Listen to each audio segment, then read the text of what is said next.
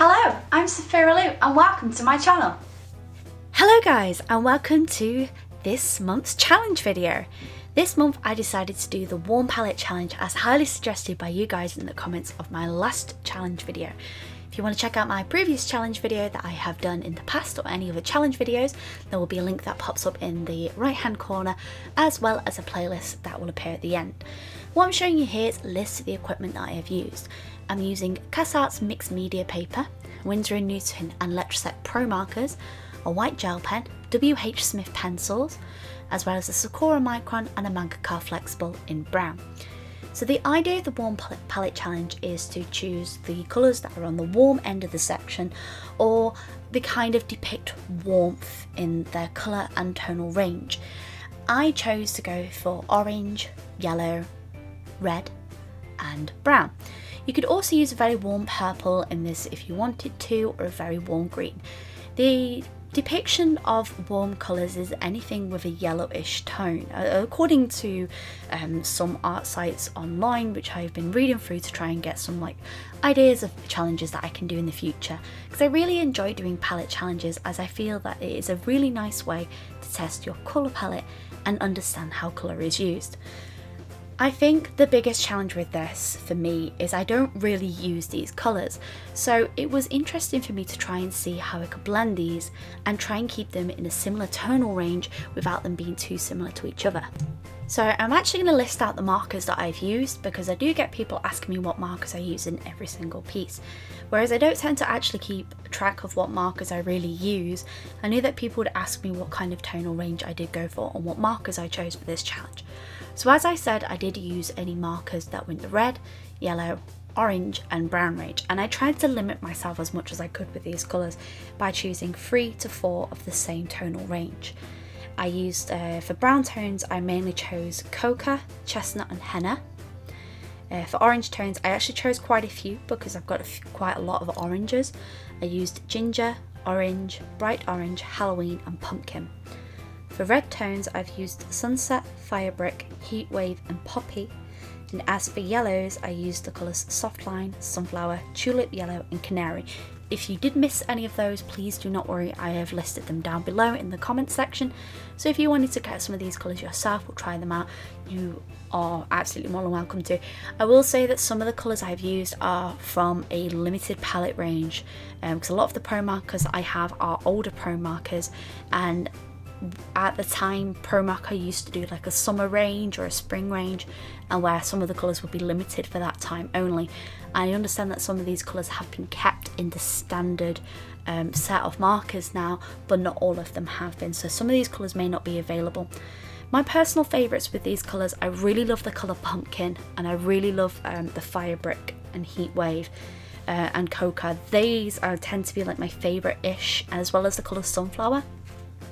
They tend to be my favourite sort of tonal range in the entire lot of the colours. I don't really use red, orange and yellow a lot, as well as brown, because I find them quite difficult to blend. They are very similar to each other in tonal quality, and I think this is something that I found I didn't really struggle with, so to speak, but I found that I had a lot of difficulty trying to work out how I could blend these colours without making the tones too similar. Like for example, I wanted her, the main girl in the centre of the image, to not blend in too much with the background, but I didn't want her to stand out too much either. So it was trying to find a nice balance between all the colours so that I could get a decent tonal range as well as have this really warm, it's almost an autumnal feel, which I didn't really want to go for, but I ended up going for.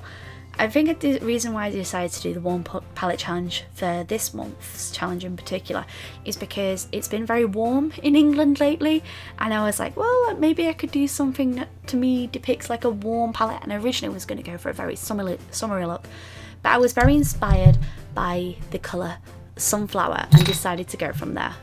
But the main struggles I actually came up with while I was doing this challenge, apart from the tonal range, was finding a brown fine liner.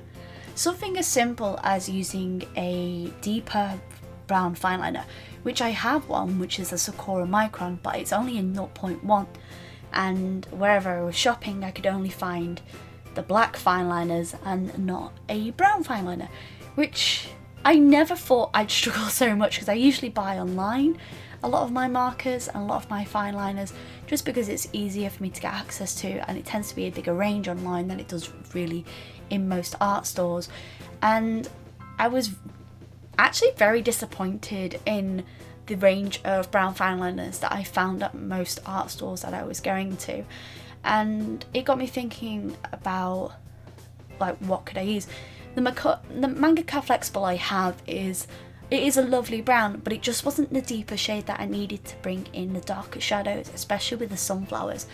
And I only had a 0.1 in my Sakura micron, which is great for detailing, but when you want to do bigger, broader strokes, it is a lot more difficult to work with.